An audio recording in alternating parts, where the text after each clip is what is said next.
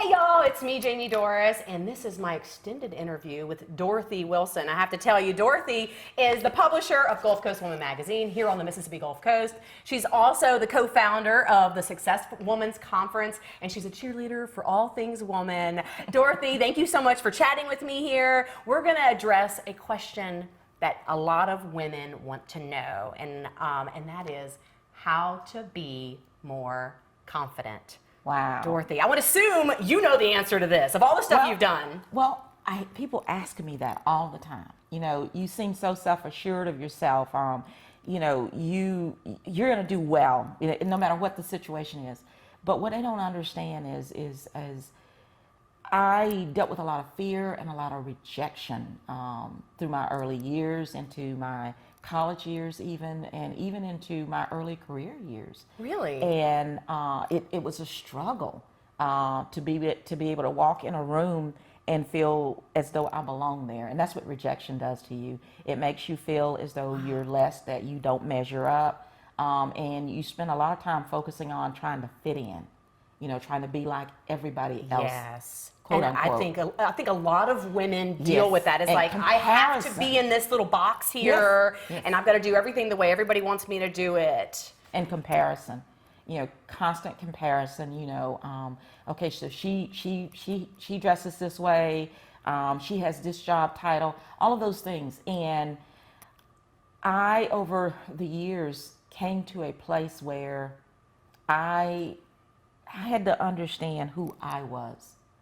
And I had to unbox myself from what others' expectations were, especially from my past, my difficult childhood. Those things don't define you. They actually build a platform. They do. They build a platform for you to stand on, and they become your messaging. You know, Lucy Marion Roberts, Dorothy Roberts' mother, make your message. And so that's what happened to me. And so because I had something I needed to say, to empower women, it caused me to step out of the shadows of being shy, of lacking confidence. If you have something that's in you that sets you on fire, you will burn through your fear, you will burn through rejection, you will burn through low self-esteem. And so for a long time, that was my fuel. But over the years, as I got older, as I really grew in my relationship with God, I began to understand what my purpose is. Yeah. I've done a lot of things, I've been very successful in a lot of things, but my true purpose is empowering women and compelling them to leap. And if you know what your lane is, if you know what your purpose is, then you will step right past fear. You will step right past, I don't have enough confidence. You will do it because you're passionate about it. You will do it because it's who you are. You step outside of who you think you are, you know, that negative head talk, that self-talk, that comparison. You step right outside of that and you push yourself out front where you're, you know, it's like, I don't have time for that. Yeah. And so we say, I ain't got time for that. Yeah. I ain't got time for that. Yeah. I have women around me every day that I need to speak into their lives. I need to encourage them. I can touch them and make a difference.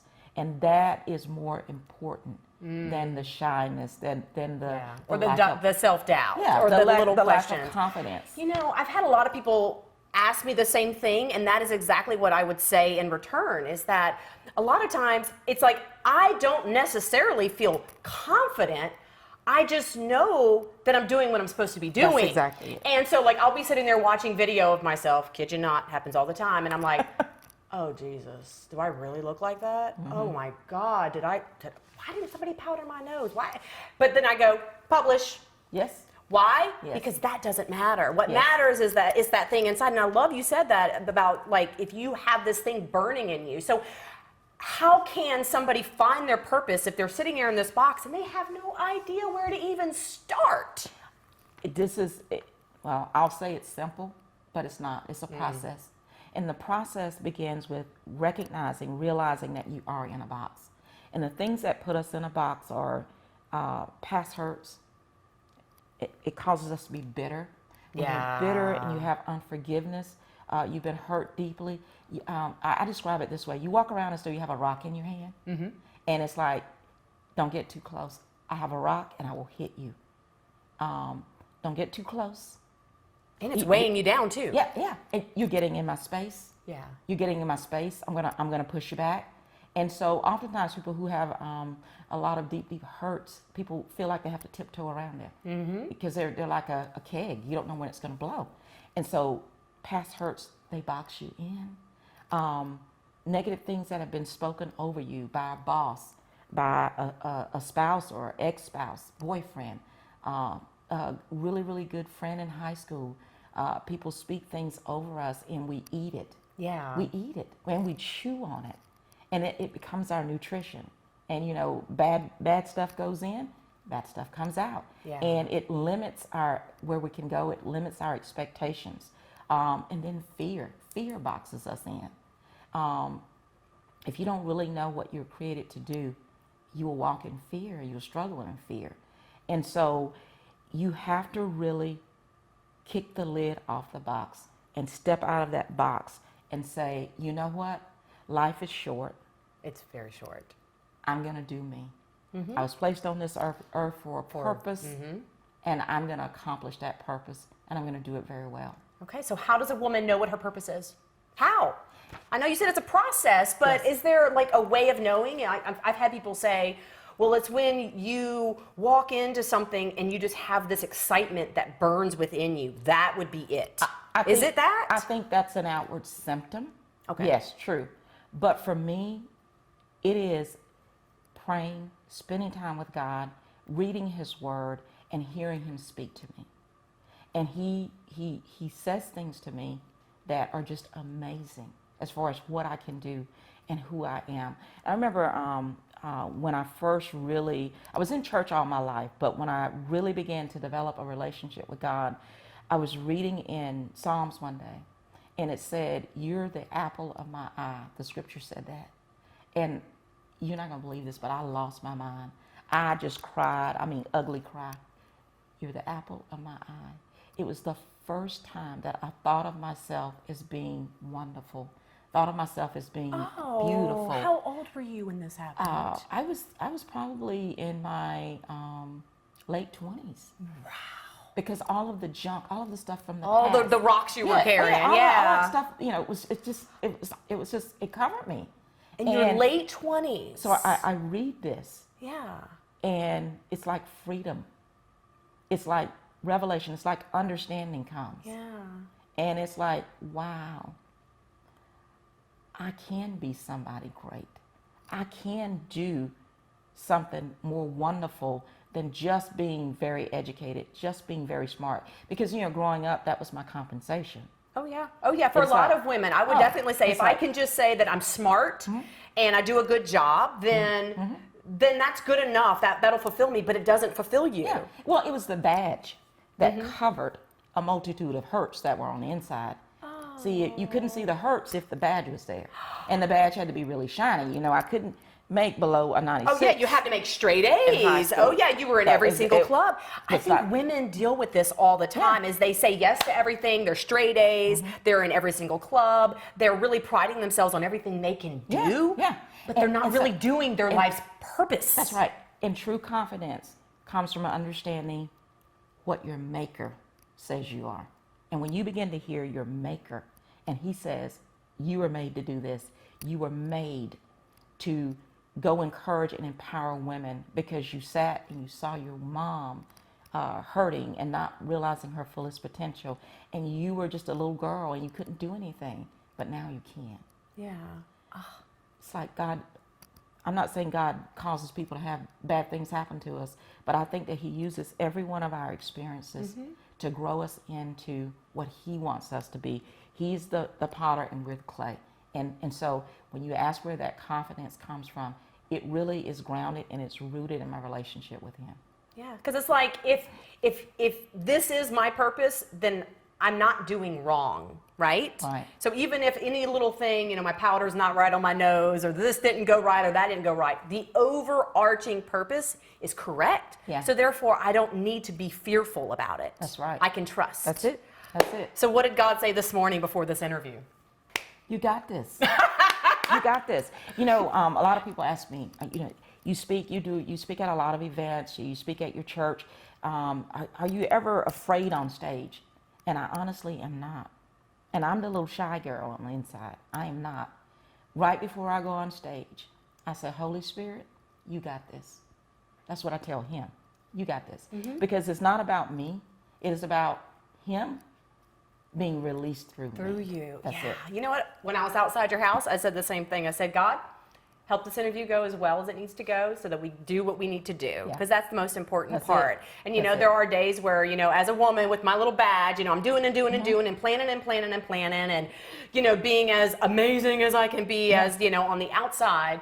And when things don't go right, I have to say, okay, God, I can't control everything. I'm doing your purpose. So I need you to step in and take the wheel on this one. And you'd be surprised how easily things can fall into place when you do that. That's it. And as women, we can make such a mess of our lives trying to be the superwoman. Yes. Do it all. You know, Oh God, I can't imagine today. I can do the soccer mom. Yeah. I can cook. I can clean. I can work. You know, I can be ready for the promotion. I can do all of that. I can do all things. I'm to all people. And you know, can. And I'm going to nurture this person. I'm going to nurture this, and I'm going to volunteer here. We wear so many hats in a day, and that's a big old lie. All of that is a big lie, and we eat that lie. We live that lie. And if we can just get to a point where we recognize this is not who I am, what I'm doing is what I do, and what I do is not who I am. Does that make sense? Of course it does. Makes Absolutely sense? it does. That's not who I am. Yeah. Yeah. And so, you know, for years, I worked in newspapers in 3 states, had a very successful career. And in my mind, I was a journalist. Yeah. I was a successful newsroom manager. And I turned 50 and I get laid off. And that's when I realized. Oh, that's how you defined yourself. Yes. Okay. My job title. Yeah, exactly. Whether people respected me or not, whether they listened to me, all of that was defining me. And so I get laid off at 50, and it's like, oh yeah, what do I do now? And, you know, for the first time, I have the opportunity to choose. It's like, sit the communications degree aside, sit the resume aside. What is it that I was really created to do? And ask myself, what do I enjoy about what I do when I am at work? What does it look like? What does it look like? It's empowering others. It is seeing the talent, the skills, and the gifts in others. Do you know CC Shabazz? Yes. One of the most talented creative directors living here on the coast. When I was at the Sun Herald, I used to pass by her little cubicle, and I'm short, and so I could barely see over it. And so she could just see my eyes. Yeah, popping over like this. She could just see my eyes. And I would encourage her. And eventually, when the newspaper launched Beach Boulevard magazine, she was one of the first persons I wanted on the team. And so seeing the talent in her, seeing the potential in her, that's what gets me excited every day. That's what I get out of bed for. Yeah. It's like, my mother, nobody really saw her talent. Nobody ever saw her real potential. Yeah, nobody encouraged her. Her true potential. And so it's like, so I go around every day, and it's like, ding, Yeah. I see you. I see you. I And so see many you. people just want to be seen. Yeah. So that's awesome. I You know, see you. and I don't know if it really has anything to do with it, but I have to say this before I forget. One of the memories I have of you, and I said this to you on the phone, is when she came up with this new design for the Gulf Coast Woman logo. She brought it to me. This was like, what, 5 or 6 years ago? Oh, yeah. And she was like, I just wanted to show you, I love this W, even though it's a different font from, you know, the Omen. She's like, I love this W because it looks like a woman, a Southern woman waving. And that makes me think of you, encouraging people. Yeah, so, wow. that's it. Thank you. Thank you for doing this extended interview. Thank you for talking about confidence Well, and everything. I always love hanging out with Jaimee. You know, a day with Miss Congeniality is a great day. I love your energy. I love your spirit. I love your willingness to just be you. And that's truly special. Thank you. It's something it's been a process, just like you said. It's been an unfolding of going. This is what my life is about, and I have to just go with it, despite what anybody else may think. So thank you. Thank you so much. Yes. I am. Well, y'all, that's all I have. You have to check out her full interview on our television show. A little bit later, it'll be on on my YouTube. I don't know the date. So anyways, you'll have to check that out. Talk to you later. Bye.